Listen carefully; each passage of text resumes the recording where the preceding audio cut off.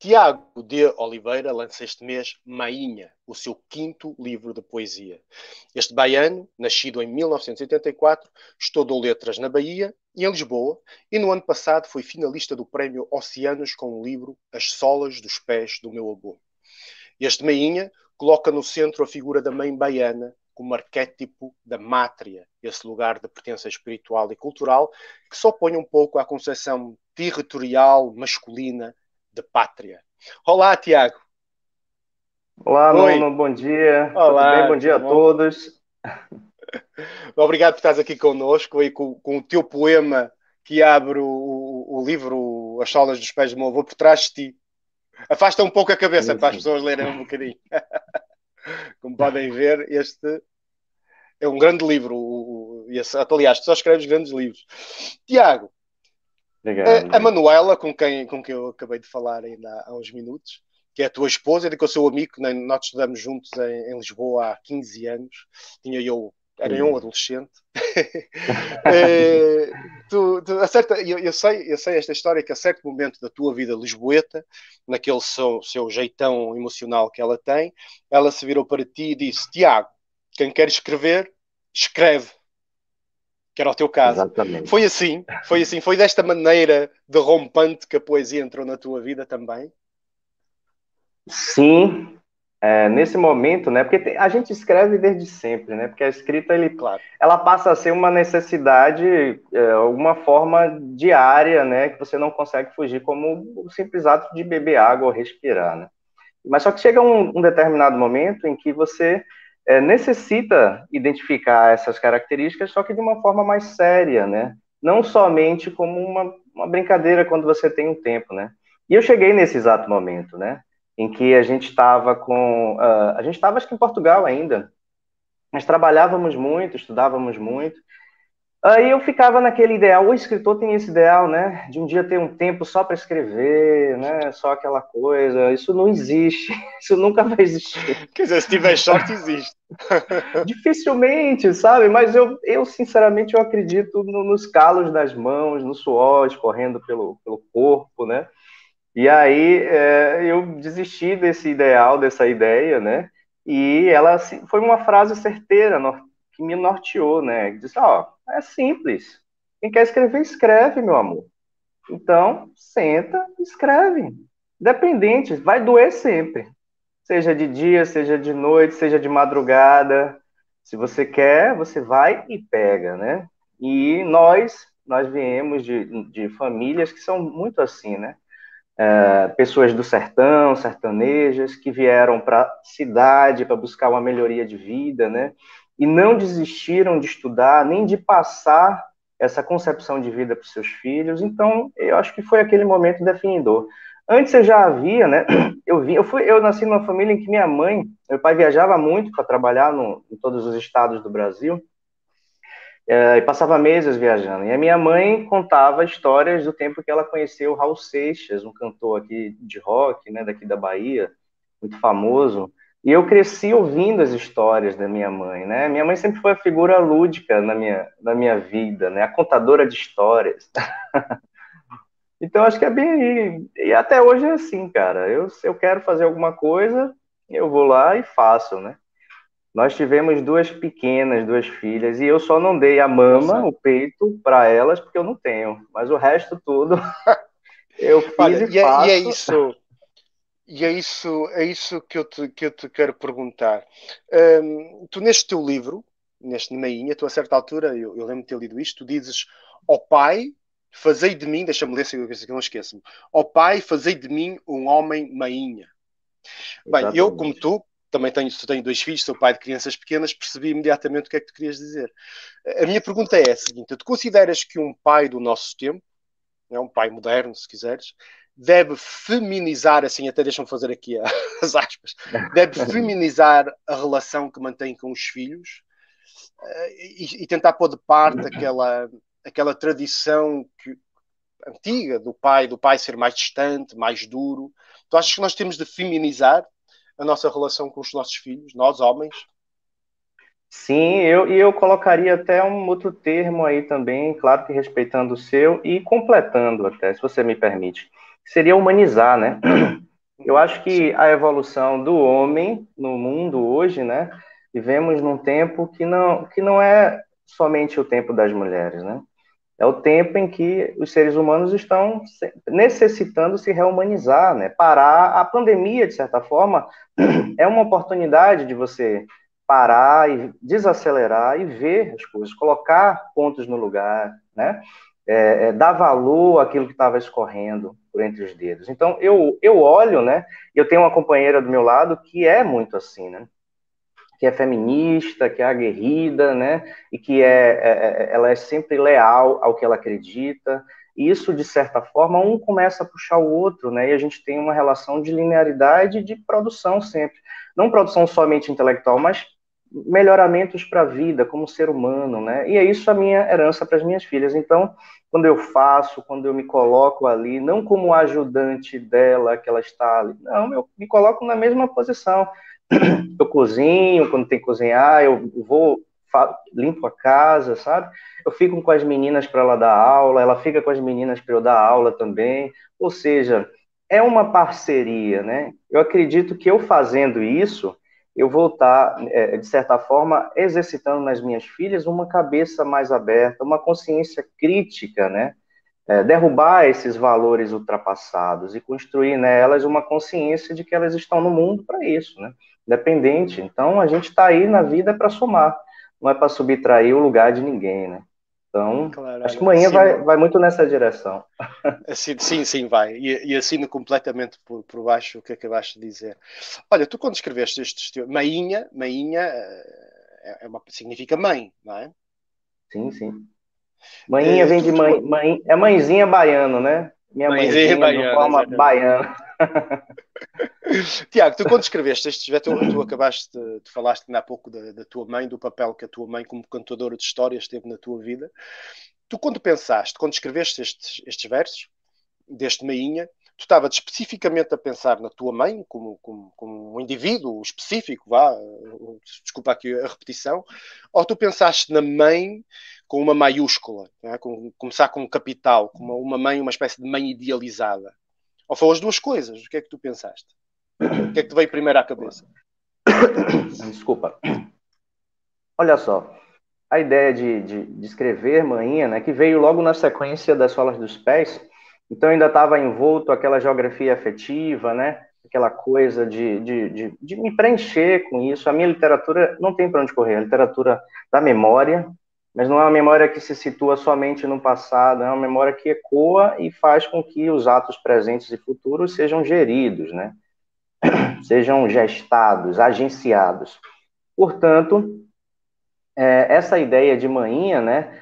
Primeiro ela veio porque eu precisava falar sobre uma passagem específica que foi minha mãe, é uma maneira de homenageá-la, né? Minha mãe perdeu os pais, a mãe, né? A figura da sua mãe, com 2 anos de idade, foi criada pela irmã. Mas dentro desse percurso aí houve muita, como a gente diz aqui, muita água passou por debaixo dessa ponte, né? E o sofrimento e o esquecimento, né? E a capacidade de ceder sempre, são essas as palavras que definiram e que moldaram a personalidade e a maneira de minha mãe, que não é uma pessoa de revidar. Ela revida sempre da maneira mais afetuosa, né? E isso no mundo atual é uma riqueza. Eu agradeço muito aos céus, à espiritualidade, a todos os santos, à natureza, por ter sido filho dessa minha mãinha, que ela me deu a minha maior riqueza, que foi a minha ferramenta para me tornar escritor. Então, ao passo em que eu falo de uma mulher que é de outra geração, e assim eu polarizo uma geração que cedeu e uma geração atual de mulheres que são empoderadas, né? Que têm consciência de onde querem chegar e sabem o que podem fazer para chegar lá, né? Eu levanto a discussão, eu problematizo, né? Com isso, eu tenho passagens específicas, né, da minha mãe, mas todos nós temos uma manhinha.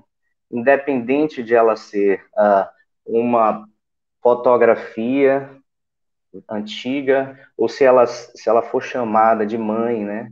Se ela for a figura masculina também, né? Porque nessa formatação da família contemporânea, a gente vem ver de tudo, né? Independente, a ideia de mãe é a ideia do amor, a ideia do acolhimento, mas também a ideia de um lugar que não é mais permitido atualmente, né? Seja a partir das mulheres e, com certeza, a partir da nossa atitude como homem. Um dos elementos motivadores a escrever esse livro também, né, é que eu vim de uma mulher, nós viemos de uma mulher. Eu sou um homem, vim de uma mulher, e eu sou pai de duas meninas. Então, eu estou cercado por essa obrigação de consciência, né, e, ao mesmo tempo, como professor de educação, educador, eu tenho que passar isso para frente, né, como escritor. Então, eu tenho essa consciência e essa vontade muito grande.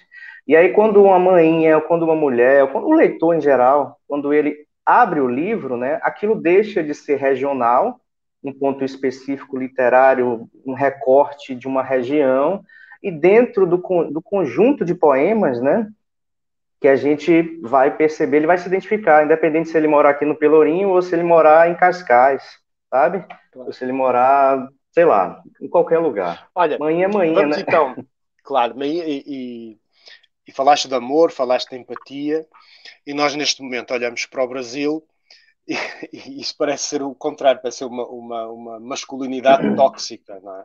A forma como o governo brasileiro está a lidar com a questão da pandemia. E entre muitas outras coisas, com a questão da pandemia.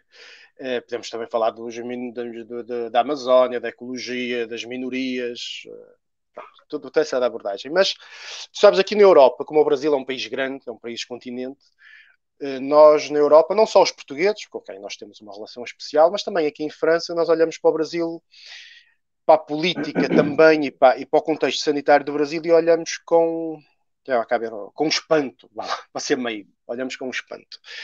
Tu contas o que é que se está a passar aí, assim, em poucas palavras, e também aconteceu uma transformação há pouco tempo que foi o Lula da Silva foi libado de muito das acusações de que estavam sobre ele, e conta-nos em que sentido é que o regresso do Lula da Silva pode baralhar politicamente o que está a passar aí no Brasil. Eu sei que é complicado, foram muitas perguntas numa só, mas faz o Não, mas possível. elas todas se abraçam, né? E a direção é uma só. O que nós vivemos, né? Se é que dá para a gente dizer que a gente vive, que a gente está sobrevivendo, né? É uma reação a um desgoverno que não tem nenhuma intenção assistencial, principalmente com aqueles que mais necessitam, né? Que é a grande maioria da população, né? A gente tem índices de números de mortes diárias, né? Que são absurdos, cara. Mas falando de uma maneira muito pessoal também, na prática, muito difícil você perder alguém próximo, né?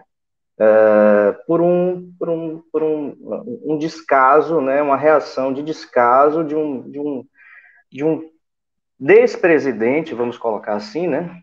De alguém que está lá, que teria sua função para poder cuidar, de assumir políticas assistenciais, né? De agir proativamente para que não se chegasse a esse nível em que estamos, né? Mas que se preocupa em, sei lá, manter uma imagem na rede social, né? Motivar ideias falsas, né? Incentivar as pessoas a não se protegerem, a não usar máscara, né? A usar pseudomedicamentos que seriam a cura. Ou seja, o que a gente percebe, e não é uma consciência somente, a gente percebe porque a gente sente, porque a gente está vendo as pessoas próximas da gente morrer, que os índices de UTI estão abaladíssimos, né? Não há vaga, né? Eu tenho parentes que trabalham em hospitais e, você tem ideia, na última semana, eu tenho uma cunhada que ela ligou para a gente muito abalada, né? Que ela dizendo, ó, acabaram de morrer aqui 20 pessoas na porta do hospital sem conseguir entrar, porque não podia entrar, não tinha como colocar essas pessoas, não tinha balão de oxigênio, e infelizmente essas pessoas morreram na porta do hospital. Um hospital grande de referência aqui em Salvador. Então, a figura do Lula, né, por mais que haja aí, nesse caso, inúmeras questões a serem ainda conversadas, debatidas, eu vou ser bem sincero, cara, a figura do Lula é necessária, é importantíssima para que haja uma linearidade no pensamento e na fé de uma nação, né? A representação de Lula em seu histórico, de tudo que ele deu, acesso e oportunidade, e segurança, principalmente à população é, é, preta, pobre, de periferia, né? Que é a classe que dói, que sofre nesse país. O que ele assegurou a essas pessoas em seu trabalho durante os mandatos que ele teve foi de uma coisa que costurou, né, que tatuou na alma das pessoas a ideia de que, olha, eu tenho alguém que pode contar, que a gente pode contar, né? Não estou falando aqui de outras questões de partido ou de sistemas, de relações, né? Que há muito por detrás e não vaza para a grande massa, para a grande população, mas o que eu estou lhe dizendo aqui é que a figura dele, nesse novo contexto que representa a chegada do Lula, né, e ele se tornar elegível novamente, mesmo ele declarando que ainda não é o momento, né, de uma maneira muito ponderada, muito consciente, porque ele sabe o que ele está fazendo, é importantíssima, em primeiro momento, para gerar esperança nas pessoas, né? E em segundo momento, independente dele estar lá na frente, mas ele, de certa forma, exercer um certo apoio também para quem vier depois desse nome que está aí, né? Só causando dor e descaso a toda a população. Então, nós estamos confiantes na virada, sim. E eu quero dizer que não só na virada de um único homem, de uma ideia, né? Mas acreditando que as coisas vão se configurar de uma maneira em que as energias elas já estão acabando, cara. Então a gente tem que confiar, né, nos planos de algo maior, né, do que a nossa razão humana aqui, mas também a figura de um homem que representa essa virada existe, a gente tem que confiar nisso também, independente do que aconteceu, independente do que Ok, vá ok, acontecer. Tiago. Já rebentamos com o nosso tempo. Olha, obrigado por essas palavras de esperança, sendo o que é tudo que é bom para o Brasil é bom para todos os portugueses também, porque nós temos esta relação Com certeza, né? sangrenta nos inícios, mas que agora é de pura fraternidade. Obrigado, Tiago. Parabéns pelo teu livro. E bem, aí quem nos ouve, quem nos escuta, quem nos vê, não se esqueça, Meinha, editado no Brasil pela Patois, encontra-se à venda, ou vai chegar inevitavelmente à venda nas livrarias portuguesas e brasileiras de França, e pode ser também requisitado na biblioteca da Fundação Carlos Gulbenkian em Paris. Obrigado e não se esqueça que Isso. ler é o melhor remédio.